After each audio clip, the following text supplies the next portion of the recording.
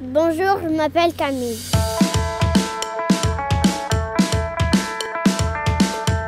Bienvenue sur le sentier de ma future école.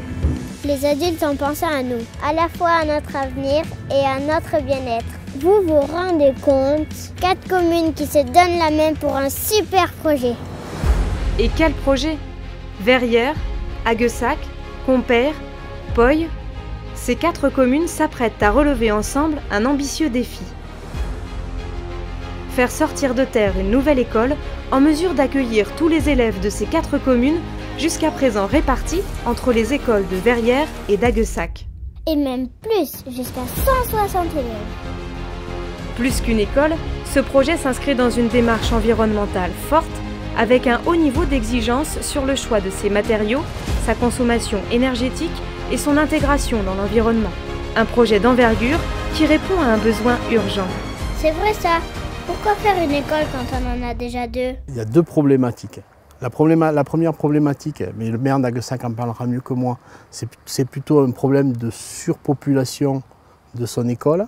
Je suis arrivée sur l'école d'Aguessac, l'école Jacques Prévert, à partir de 2004. Il y a 10 ans, on était 3 enseignantes, avec à peu près une 60aine d'enfants. Et aujourd'hui, on a doublé le nombre puisque nous sommes à 102 enfants. Mais le problème, c'est que l'espace maintenant, on est au maximum de la capacité. Pour Verrières, à contrario, nous, notre problématique, c'est plus de sauver notre école. L'école comporte à peu près 13 élèves et c'est une classe unique de petite section à CM1, l'an prochain CM2 du coup. On se rend compte que c'est très cyclique.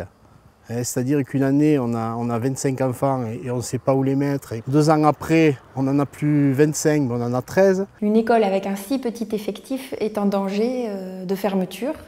Ce qui lui a permis de survivre, c'est ce projet de la construction de la nouvelle école et de réunir les communes. Mais sinon, elle aurait fermé déjà depuis quelques années. On veut prendre les devants et on veut continuer à être acteur et on veut continuer à avoir une école. Alors certes, elle n'est plus sur le village de Verrières, mais elle est toujours proche et nous, on est toujours acteurs.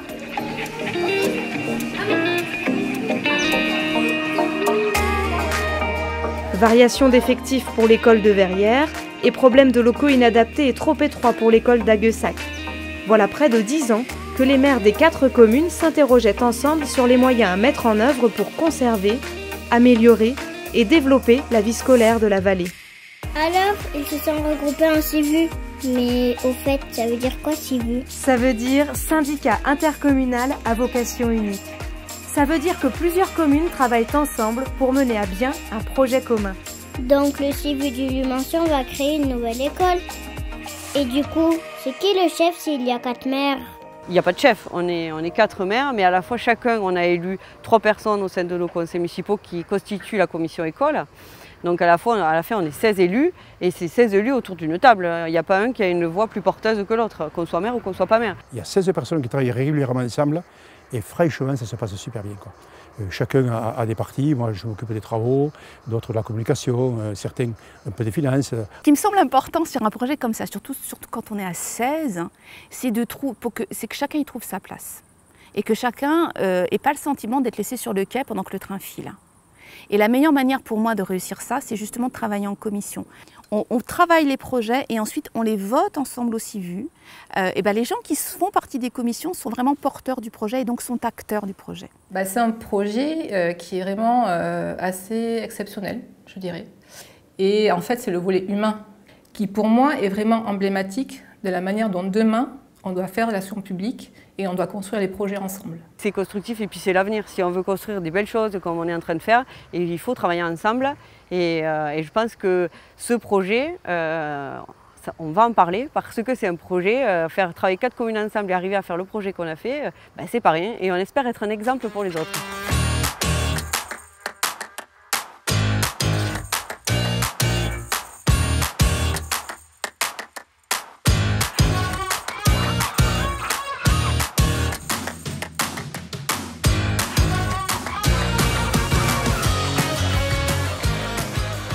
Les élus du SIVU du Lumenson se sont répartis en 4 commissions: travaux, finances, personnel et communication.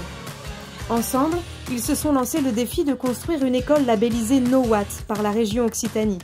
c'est-à-dire un bâtiment judicieusement installé sur son site, doté de performances énergétiques de niveau passif, alimenté à 100% par des énergies renouvelables et construit essentiellement avec des matériaux locaux et naturels. Ça a été conseillé par Aveyron Ingénierie. Je pense que dès le départ, ils nous ont mis la pression en disant que si vous voulez obtenir des aides, il faut une école vraiment exemplaire. Très souvent, on raisonne en investissement. Capacité d'investissement, capacité de financement en face, l'investissement d'abord, l'investissement toujours, quoi. Bon. Et on oublie complètement qu'on investit pour un demi-siècle et que pendant un demi-siècle, de manière récurrente, le bâtiment il va être utilisé, il va donc répondre à des usages et il va consommer. Et il va coûter aussi en maintenance. Voilà. Donc le principe, c'est de dire au maître d'ouvrage, comprenez que l'investissement va représenter 25% des coûts et 75% des coûts restants, ça va être de l'entretien, maintenance, consommation. Donc l'enjeu, c'est d'augmenter un peu la part de l'investissement, entre 5 et 10%, peut-être 15% de plus d'investissement, pour gagner de manière très sensible sur les 75%. 4 communes pauvres, ça n'a jamais fait une riche. Donc financièrement, c'était compliqué, quoi. Donc il fallait qu'on calcule pour faire quelque chose. Et on voit bien quand on a tout compte fait dans un bâtiment super, on arrive à avoir davantage de subventions, donc c'est parfait. Il faut savoir prendre des risques. Et là, pour le coup, les 4 maires, ils ont su donner de l'ambition et se dire on va se faire accompagner, mais là où on veut aller, c'est là. Et si jamais à un moment donné il y a des écueils, eh bien on verra comment on les surmonte. A priori, ils nous accorderaient sur la DETR 839 millions. Des 850 000, donc si on marque là aussi la même surprise, donc 300 de moins, c'est voilà, bon. Et tu as raison, la couronne avait demandé 1,4 million.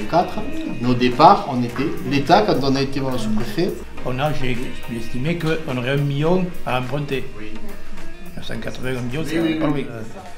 Pourquoi je suis confiant? Parce que c'est la communauté de communes. Et j'en étais fervent que la maîtrise d'ouvrage soit assurée par la communauté de communes. Parce que j'ai travaillé avec eux, je connaissais comment ils travaillaient, ils ont des bons ingénieurs. Et le résultat fait qu'aujourd'hui, on a un bon planning. Notre rôle principal, vraiment, dans chaque opération, c'est de vérifier le respect des délais et bien sûr des coûts, ne pas dépasser, ne pas avoir d'avenant de travaux supplémentaires. Ce qui est pour moi très intéressant, c'est justement cette coordination au service d'un projet, au service d'une opération, en fait, articuler et mettre en œuvre au bon moment les bonnes personnes pour que tout se passe bien dans le déroulement de l'opération.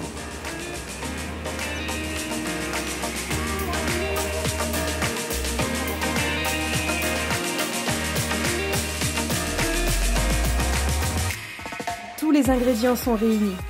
4 villages, ainsi vus motivés et entourés de solides partenaires, un budget ficelé, une volonté ferme de tous les acteurs de créer une école innovante.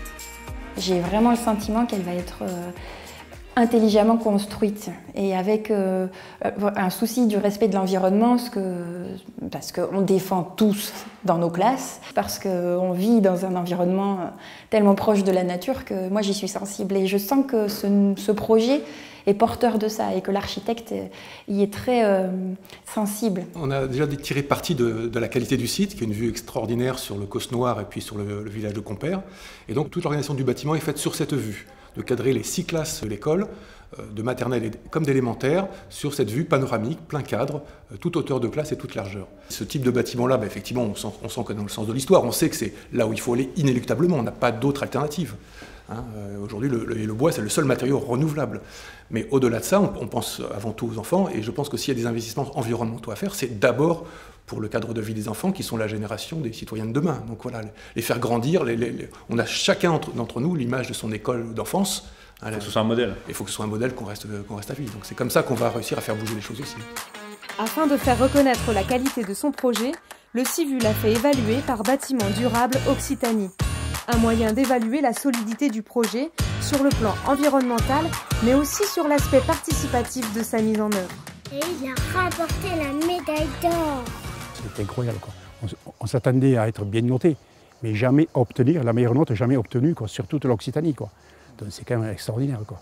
Et quand on a défendu notre projet devant un parterre de 80 personnes à Montpellier, avec 10 archis, et qui nous ont dit votre projet il est super, mais franchement, tu avais presque une larme aux yeux, tu vois, parce que tu te dis, putain, on a fait un beau truc. Mais c'était un soulagement.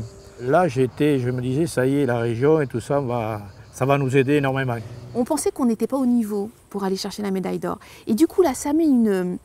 On se rend compte, un, qu'on est crédible, deux, que ce qu'on a donné et tout le travail que l'on fournit, parce qu'il y a beaucoup de travail qui est fourni par tout le monde, et punaise, c'est reconnu, c'est une reconnaissance.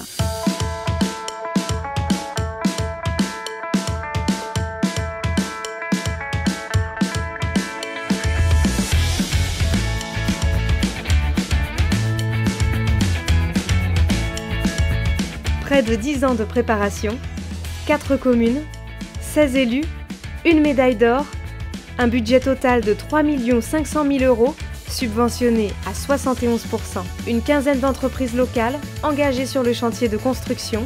On peut dire que le coup d'envoi est donné. Allez les gars, on se dépêche! Il en reste encore à faire.